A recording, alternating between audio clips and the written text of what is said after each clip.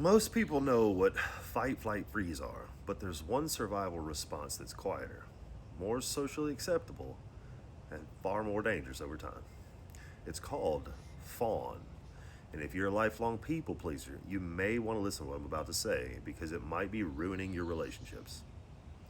When your nervous system feels threatened, a primal response kicks in.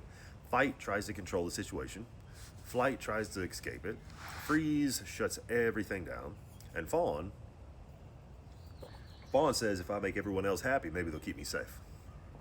It shows up in childhood. If your needs were dismissed, punished, or made you feel like a burden, you learned to suppress them.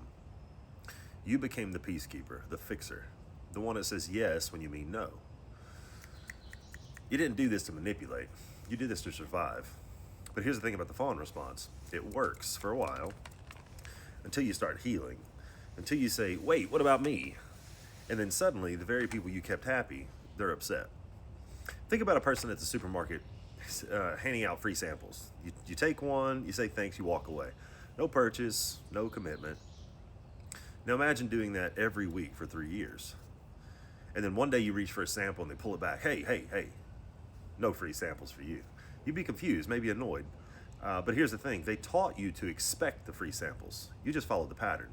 It's not that you're wrong, it's that the pattern changed. And now there's confusion, frustration, maybe even a little anger. This is sometimes what we do when we people please. We give out free samples, which build a behavioral pattern, and then once we interrupt the pattern, chaos ensues. There's a name for this, extinction burst. Imagine a rat in a cage that pushes a lever for food. Then one day, no more food. The rat doesn't walk away, it panics. It pushes harder, it gets agitated. That's what happens when you break the pattern people have learned to rely on. You taught them that lever works. If you want more of this, check out the video I did on extinction burst and how they're what make it so hard to stop drug, alcohol, eating, drinking, smoking, shopping addictions. But this video is about other people's extinction bursts that are happening. So this is where it gets complex. A lot of these people are not unsafe. They're just deeply wired into the version of you that never had boundaries.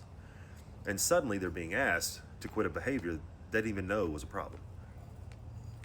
In a way, they're going through withdrawals too. And you help to build that. So when you dismantle it, they feel it just as hard. So here's something most people don't talk about, and many therapists don't even warn you about.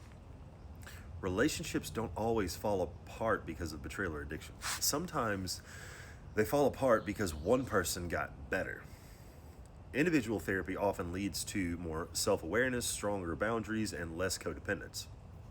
But if only one partner grows while the other partner stays behind, it creates an emotional gap. And that gap can feel threatening. Dr. Susan Heitler, clinical psychologist, once said, one therapy without the other person involved can destabilize a marriage. Why? Because the partner who grows becomes more assertive, clear on boundaries, less tolerant of dysfunction, and that can lead to conflict. Or even the conclusion that the relationship no longer works. Sounds a lot like an extinction burst, doesn't it? So if you're in therapy, consider sharing this video with your therapist. They need to know when a client gets better, the partner may go into an extinction burst. This is also why people don't change in relationships, because the moment they try, life gets harder. People push back, boundaries get met with resistance. It feels easier to just go back to the role, even if it kills you slowly. And I'm not gonna lie to you, introducing boundaries later in a relationship is brutal. Not just for you, but for the people around you.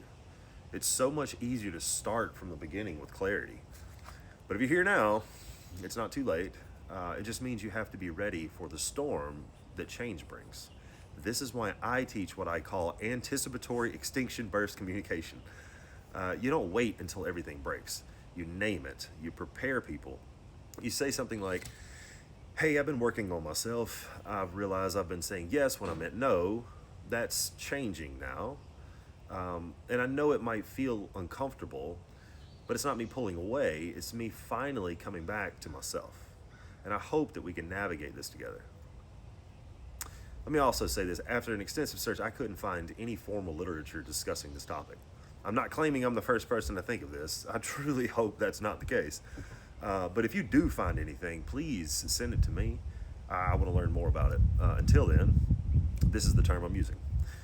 And if you're a PhD student looking for an original idea, take this one. Just make sure you send me your final paper because I'd love to see what you uncover.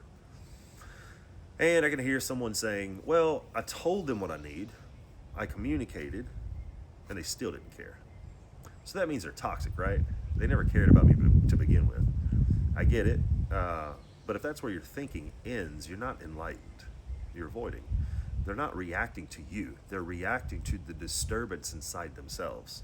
You became their lever, their comfort, and now the lever's gone. They may care deeply, they just may not have the emotional tools to handle this new version of you. Don't slap labels on them like toxic or narcissist too fast. This is not always about good or bad. It's about change. And change is hard for all of us. You didn't fail by fawning, you adapted. You survived. But if you're ready to stop performing and start being, just know that not needing to be liked, that's where real freedom begins. So if this hit home, I want you to do something powerful. Drop a comment below and share one way that you've noticed yourself people-pleasing. Not just for you, but for someone else scrolling through might see your comment and finally realize, oh, that's what I've been doing too. That's how we wake each other up. That's how we heal together. If you want to dive even deeper into this kind of work, grab my book, Who's Talking, available on Amazon. All the proceeds from the book go directly to the Shriners Children's Hospital. On behalf of them and me, thank you so much for purchasing the book. And if you're ready to go deeper with personal coaching, I do offer one-on-one sessions. So if you're looking for support, I'm here when you are ready. So talk to you next time. Take care of yourself.